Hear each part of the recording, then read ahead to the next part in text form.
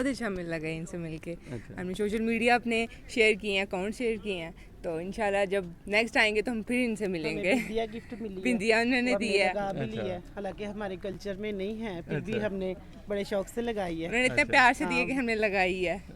सब ਨਾਲ ਮਿਲ ਕੇ ਬਹੁਤ ਅੱਛਾ ਲੱਗਾ। ਉਹਨਾਂ ਨੇ ਖੁਦ ਸਾਨੂੰ ਗ੍ਰੀਟ ਕੀਤਾ, ਸਾਡੇ ਨਾਲ ਗੱਲਾਂ ਬਾਤਾਂ ਕੀਤੀਆਂ, ਬਹੁਤ ਸਾਰੀ ਚੀਜ਼ਾਂ ਸਾਂਝੀਆਂ ਕੀਤੀਆਂ ਆਪਾਂ ਸਭ ਨੇ, ਤੇ ਬਹੁਤ ਪਿਆਰਾ ਲੱਗਾ ਉਹਨਾਂ ਨਾਲ ਮਿਲ ਕੇ। ਅਸੀਂ ਇੱਥੇ ਬਹਿ ਕੇ ਚਾਹ ਪੀ ਰਹੇ ਹਾਂ ਤੇ ਇੰਦਰਾ ਜੀ ਗੁਜ਼ਰੇ ਸਨ, ਮੇਰਾ ਤਾਂ ਤਾਰਫ ਨਹੀਂ ਸੀ। ਮੈਂ ਹਾਂ ਜੀ ਇੱਧਰ ਆਓ, ਹਾਂ ਜੀ ਬਾਈ ਜੀ ਇੱਧਰ ਆਓ ਮੇਰੇ ਕੋਲ ਬਵੋ ਆ ਕੇ, ਤੇ ਬਸ ਬੈਠੇ ਨੇ ਤੇ ਬਹੁਤ ਪਿਆਰ ਹੋ ਗਿਆ। ਤੇ ਇਹਨਾਂ ਨਾਲ ਅੱਗੋਂ ਫਿਰ ਗੁਫ਼ਤਗੂ ਜਿਸ ਤਰ੍ਹਾਂ ਵੱਧਦੀ ਗਈ ਹੈ, ਦਿਲਾਂ 'ਚ ਵੱਜਦੇ ਗਏ ਨੇ, ਇੰਨੇ ਜ਼ਿਆਦਾ ਵੱਜ ਗਏ ਨੇ, ਪਤਾ ਨਹੀਂ ਹੁਣ ਅੱਗੋਂ ਕੀ ਕਰਨਾ।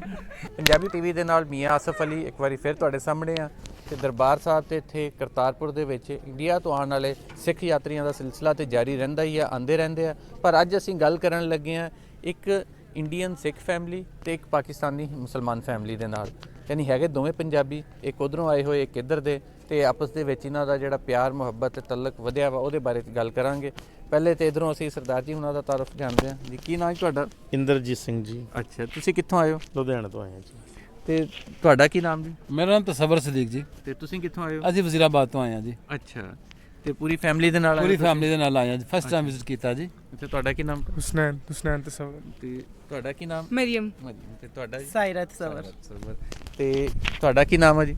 ਤਮਨਪ੍ਰੀਤ ਸਿੰਘ। ਅੱਛਾ, ਇਹਨਾਂ ਸਾਰਿਆਂ ਨਾਲ ਪਹਿਲੇ ਵੀ ਗੱਲ ਕਰ ਚੁੱਕਿਆ ਮੈਂ, ਤੁਸੀਂ ਜਾਣਦੇ ਹੀ ਹੋ। ਅੱਛਾ, ਇਹ ਦੱਸੋ ਕਿ ਤੁਸੀਂ ਇੱਥੇ ਆਏ ਤੇ ਤੁਸੀਂ ਇਸ ਫੈਮਿਲੀ ਦੇ ਨਾਲ ਹੀ ਮੁਸਲਸਲ ਘੁੰਮ ਰਹੇ ਹੋ, ਇਹਦੀ ਕੀ ਖਾਸ ਵਜ੍ਹਾ ਦੱਸੋ? ਜੀ ਸਭ ਨਾਲ ਮਿਲ ਕੇ ਬਹੁਤ ਅੱਛਾ ਲੱਗਾ। ਉਹਨਾਂ ਨੇ ਖੁਦ ਸਾਨੂੰ ਗ੍ਰੀਟ ਕੀਤਾ, ਸਾਡੇ ਨਾਲ ਗੱਲਾਂ ਬਾਤਾਂ ਕੀਤੀਆਂ, ਬਹੁਤ ਸਾਰੀ ਚੀਜ਼ਾਂ ਸਾਂਝੀਆਂ ਕੀਤੀਆਂ ਆਪਾਂ ਸਭ ਨੇ, ਤੇ ਬਹੁਤ ਪਿਆਰਾ ਲੱਗਾ ਉਹਨਾਂ ਨਾਲ ਮਿਲ ਕੇ ਜੀ। ਤੇ ਸਰਦਾਰ ਜੀ ਤੁਸੀਂ ਦੱਸੋ। ਬਸ ਜੀ ਦਿਲ ਖੁਸ਼ ਹੋ ਗਿਆ, ਬਾਗੋ ਬਾਗ ਹੋ ਗਿਆ। ਅੱਛਾ, ਜੋ ਸੋਚ ਕੇ ਆਏ ਸੀਗੇ ਸਾਨੂੰ ਤੇ ਪਿਆਰ ਮਿਲੇਗਾ, ਉਸ ਤੋਂ ਵੱਧ ਕੇ ਪਿਆਰ ਮਿਲਿਆ। ਤੇ ਲੋਕ ਆਪ ਬੁਲਾ ਰਹੇ ਨੇ, ਆਪ ਸਾਨੂੰ ਖਾਣ ਨੂੰ ਪੁੱਛ ਰਹੇ ਨੇ, ਸਾਨੂੰ ਗਿਫਟ ਲੈ ਕੇ ਦੇ ਰਹੇ ਨੇ, ਸਾਨੂੰ ਮਤਲਬ ਬਹੁਤ ਪਿਆਰ ਮਿਲਿਆ। ਅਸੀਂ ਬਹੁਤ ਖੁਸ਼ ਹੋਏ ਹਾਂ ਇੱਥੇ ਆ ਕੇ। ਅੱਛਾ ਤੁਸੀਂ ਦੱਸੋ ਜੀ, ਤੁਹਾਨੂੰ ਇਹ ਫੈਮਿਲੀ ਕਿਵੇਂ ਮਿਲੀ ਇੱਥੇ? ਇਹ ਸਾਨੂੰ ਅਸੀਂ ਇੱਥੇ ਬਹਿ ਕੇ ਚਾਹ ਪੀ ਰਹੇ ਹਾਂ ਤੇ ਇੰਦਰਾ ਜੀ ਗੁਜ਼ਰੇ ਸਨ, ਮੇਰਾ ਤਾਂ ਤਾਰਫ ਨਹੀਂ ਸੀ। ਮੈਂ ਹਾਂ ਜੀ ਇੱਧਰ ਆਓ, ਹਾਂ ਜੀ ਬਾਈ ਜੀ ਇੱਧਰ ਆਓ ਮੇਰੇ ਕੋਲ ਬਵੋ ਆ ਕੇ, ਤੇ ਬਸ ਬੈਠੇ ਨੇ ਤੇ ਬਹੁਤ ਪਿਆਰ ਹੋ ਗਿਆ। ਤੇ ਇਹਨਾਂ ਨਾਲ ਅੱਗੋਂ ਫਿਰ ਗੁਫ਼ਤਗੂ ਜਿਸ ਤਰ੍ਹਾਂ ਵੱਧਦੀ ਗਈ ਹੈ, ਦਿਲਾਂ 'ਚ ਵੱਜਦੇ ਗਏ ਨੇ, ਇੰਨੇ ਜ਼ਿਆਦਾ ਵੱਜ ਗਏ ਨੇ, ਪਤਾ ਨਹੀਂ ਹੁਣ ਅੱਗੋਂ ਕੀ ਕਰਨਾ। ਹਾਂ, ਇਹ ਗੱਲ ਤੁਹਾਡੀ ਸਹੀ ਹੈ, ਬਹੁਤ ਜ਼ਿਆਦਾ ਵੱਜ ਗਏ ਨੇ। ਅੱਛਾ, ਤੇ ਹੁਣ ਕੱਢਣਾ ਕਿਵੇਂ ਇਹਨਾਂ ਨੂੰ ਇਹ ਅਸੀਂ ਨਹੀਂ ਕਰ ਸਕਦੇ, ਅੱਛਾ ਬਿਲਕੁਲ ਨਹੀਂ ਕਰ ਸਕਦੇ, ਸਾਡਾ ਨਾ ਹੀ ਕੋਈ ਇਰਾਦਾ ਕੱਢਣ ਦਾ। ਅੱਛਾ, ਚਲੋ ਇਹ ਵੀ ਗੱਲ ਵੈਸੇ ਬੜੀ ਹੈ। ਯਕੀਨ ਜਾਣਾ, ਇਹਨਾਂ ਸਾਡੇ WhatsApp ਨੰਬਰ ਲਏ ਨੇ, ਅਸੀਂ ਆਪਣੇ WhatsApp ਦਿੱਤੇ ਨੇ, ਅਸੀਂ ਕੱਢ ਕਿਵੇਂ ਸਕਨੇ ਆ। ਤੇ ਇੰਦਰਾ ਜੀ ਫਿਰ ਬੜੇ ਜੀਦਾਰ ਆਦਮੀ ਨੇ, ਉਹਨਾਂ ਦੀ ਮਿਸਿਸ ਬੇਟੇ ਬੇਟੀਆਂ ਮਾਸ਼ਾਅੱਲਾ, ਬੜਾ ਦਿਲ ਖੁਸ਼ ਹੋਇਆ ਇਹਨਾਂ ਨੂੰ ਮਿਲ ਕੇ।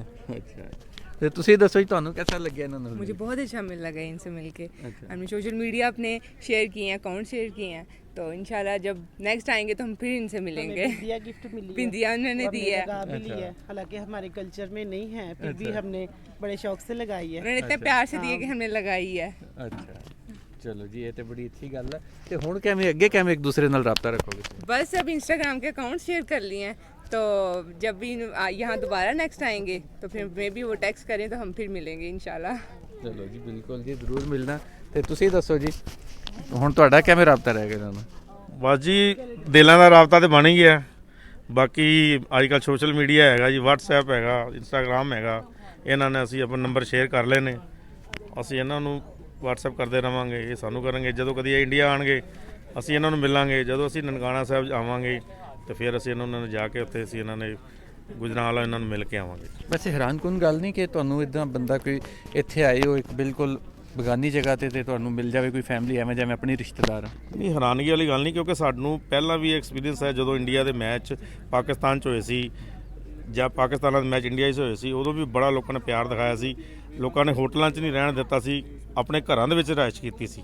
ਸਾਡੇ ਵੀ ਜਿਹੜੇ ਸਿੱਖ ਯਾਤਰੀ ਇੱਥੇ ਲਾਹੌਰ ਮੈਚ ਦੇਖਣ ਆਏ ਸੀ, ਉਹਨਾਂ ਨੇ ਵੀ ਬੜਾ ਵਧੀਆ ਇੱਥੇ ਰਿਸਪੌਂਸ ਮਿਲਿਆ ਸੀ। ਲੋਕੀ ਆਪਣੇ ਫਾਰਮ ਹਾਊਸ 'ਤੇ ਲੈ ਗਏ, ਉੱਥੇ ਉਹਨਾਂ ਨੂੰ ਰਖਾਇਆ, ਖਵਾਇਆ ਪਿਆਇਆ, ਬਹੁਤ ਇੱਜ਼ਤ ਕੀਤੀ ਉਹਨਾਂ ਦੀ। ਇਹ ਚੀਜ਼ਾਂ ਹੋਰ ਕਿਤੇ ਨਹੀਂ ਮਿਲਦੀਆਂ ਬਾਹਰਲੀ ਕੰਟਰੀਜ਼ ਦੇ ਵਿੱਚ। ਹੈ ਤੇ ਅਸੀਂ ਇੱਕੋ ਹੀ ਹਾਂ ਵਿੱਚੋਂ, ਪਰ ਚਲੋ ਫਿਰ ਕਦੀ ਮੌਕਾ ਮਿਲੇਗਾ ਫਿਰ ਦੁਬਾਰਾ ਇੱਕ ਹੋ ਜਾਵਾਂਗੇ। ਚਲੋ ਜੀ, ਤੇ ਕੋਈ ਐਸੀ ਗੱਲ ਜਿਹੜੀ ਤੁਸੀਂ ਕਹਿਣਾ ਚਾਹੋਗੇ ਇਸ ਟਾਈਮ ਜਿਹੜੇ ਸਾਡੇ ਉਧਰੋਂ ਆਈ ਫੈਮਿਲੀ ਇਹਨਾਂ ਦੇ ਨਾਲ? ਅਸੀਂ ਇਹਨਾਂ ਨੂੰ ਇਹ ਕਹਾਂਗੇ ਸਾਡੇ ਦਿਲਾਂ ਦਾ ਬਹੁਤ ਜ਼ਿਆਦਾ ਪਿਆਰ ਇਹ ਲੈ ਕੇ ਜਾਣ, ਆਪਣਾ ਦੇ ਕੇ ਜਾਣ, ਤੇ ਇਨਸ਼ਾਅੱਲਾ ਨੈਕਸਟ ਮੁਲਾਕਾਤ ਅਸੀਂ ਮੁੰਤਜ਼ਰ ਰਹਾਂਗੇ। ਵਾਹ ਜੀ, ਤੇ ਤੁਹਾਡਾ ਕੀ ਹੋਏਗਾ ਲਾਸਟ ਮੈਸੇਜ? ਬਸ ਲਾਸਟ ਮੈਸੇਜ ਤਾਂ ਹੋਣਾ ਹੀ ਨਹੀਂ ਚਾਹੀਦਾ। ਲਾਸਟ ਇਹ ਸਿਲਸਿਲਾ ਚੱਲਦਾ ਰਹੇ, ਵਾਹ। ਸਦੀਆਂ ਸਦੀਆਂ ਚੱਲਦਾ ਰਹੇ।